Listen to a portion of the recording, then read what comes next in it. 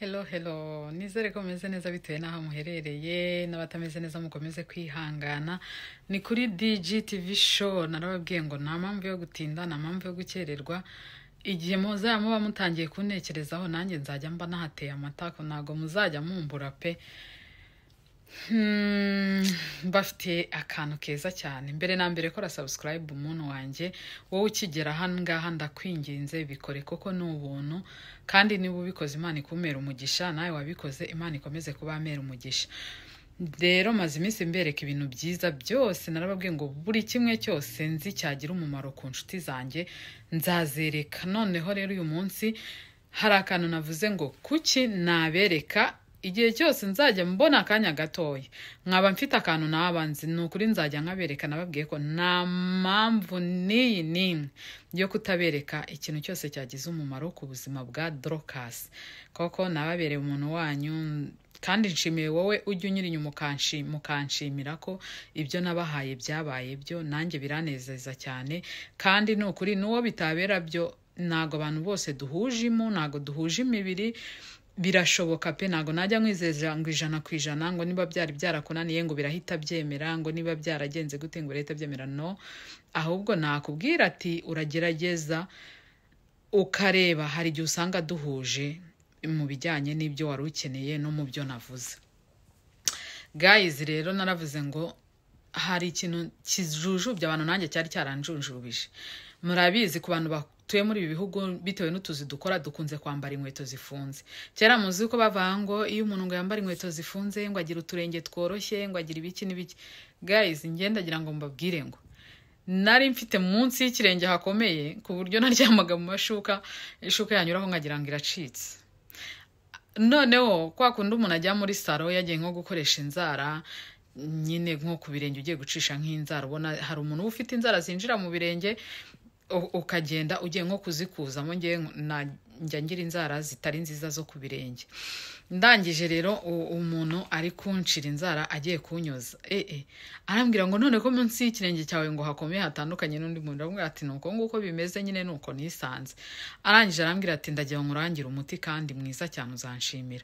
Shano kuri naravuze ati wabungiriye neza. Hari igihe umuntu akurangira umuti kandi nanabibone ko aguhaye ikintu cy'agaciro, ariko ugasanga aguhaye ikintu cy'agaciro utabasha kubona uko umwitura. Guys, uwo muntu yandangiye umuti rero. Ati uwo muti ni uwuhe? Yandangiye umuti ku buryo uwo muti waragiye urakora umbera umuti birenze n'umuti. Yandangiye umuti.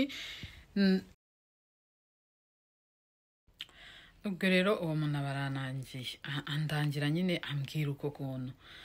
Ndangije arambwira ati hari ibintu byiza cyane uzakoresha igihe cyose uzajya uba umaze koga. Ujye ufata natabatindiye, natabicishije amatsiko.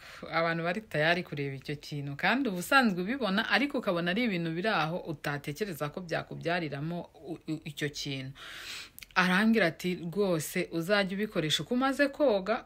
Ufate n'amavuta coconut oil, dore naho nyigejeje ndanayimaza, ariko nkunda kwikoresha mu bintu byinshi. Buriya ngewe yabimbwiye nsanzwe nyikoresha coconut oil, ariko nyikoresha mu bintu byo kurya. Nayikoreshaga mu bintu byo kurya, mu bintu runaka, imboga cyane cyane dukunda gutekesha iyi ngiyi. Coconut oil murayizi ko ari amavuta meza cyane, no kuyanywa wanayanywa naho ataniye na olive oil. Aya ngaya rero na organic niyo nakoresheje, andi abatagize cyane batangije. Ubwo rero arambwira ati ari amavuta jya uyafata igihe umaze gukaraba. Nukuri yabimbwiye numva bata ni n'umwazi ya dejana, nubwo ari n'umuntu nyine wenda w'umwirabura wavuga ati bura nawe yarabikoresheje. Arambwira ati jya uyafata uyashyire mu birenge byawe, ikirenge cyawe kiroroha, kikaba ikirenge cyoroheye.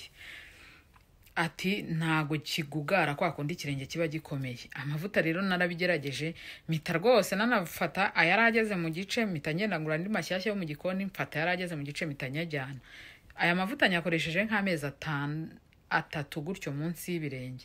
Uko mvuye koga cyaje ibirenge byabobeye, nyikimara koga maze kwisiga handi hano ku mubiri, nkahita mfata aya mavuta nkayikubita nkisiga munsi y'ikirenge.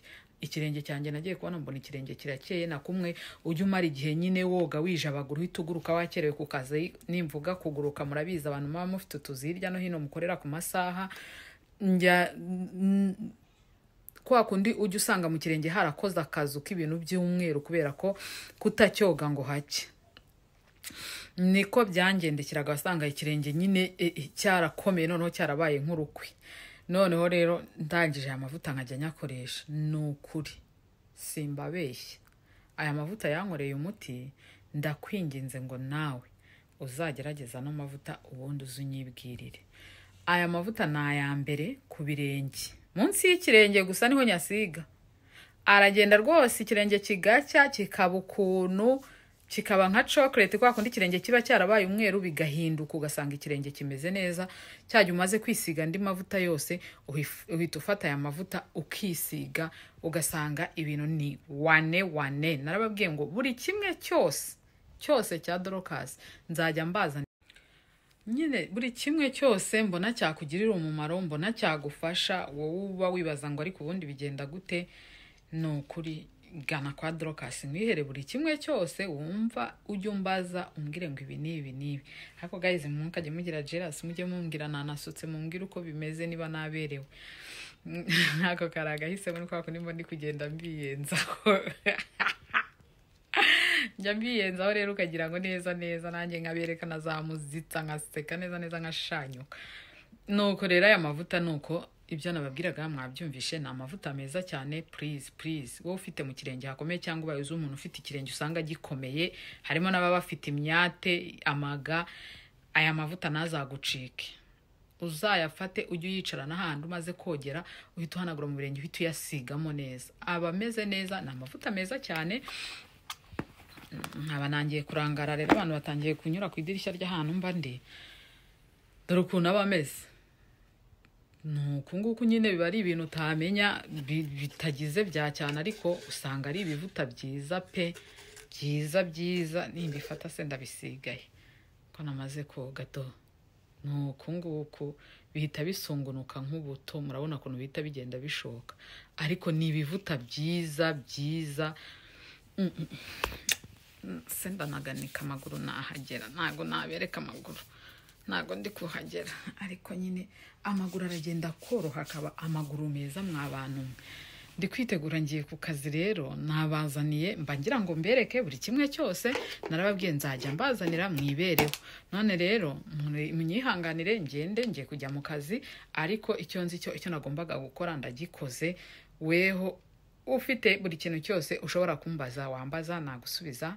Ndi hano kubera mwebwe, nzagerageza kubana namwe, nzagerageza kubabanira neza. I promise guys, icyiza mfite nzajya nyibaha, ikibi nafi icyo natazabaha nicyo nadafite, ikibi nafite nzakijyana kure yanyu. I promise, narabasezeranije sinzabikora, nzajya ngerageza. Gusa mukomeze munshyigikire, mukomeze munyereke urukundo. Niba hari n'ibibazo mwibaza mugomba kumbaza, karibu rwose muzanyibarize. Ariko ngewe ntago nkoresha imbuga nkoranyambaga nyinshi nk'izo za Instagram, narazifunguye ariko sinjya nzikoresha, naba mbabeshye. Ubwo nyine nikoreshereza, njya kuri YouTube nkakoresha telefone bisanzwe, koko ntago nabivamo rwose. Mujye mumbara, nubwo ari ryo terambere, ari bwo busirimu, ariko ikibazo cyose wambaza, yaba muri message yaba muri comment, ndi tayari yo kugusubiza. amuhiya. Ubwo rero amavuta naya ngaya nagira ngo mbereke, haryoha ururaye mpora mbibabwira. I love you so much. Munyereke urukundo nanjye mba nagerageje.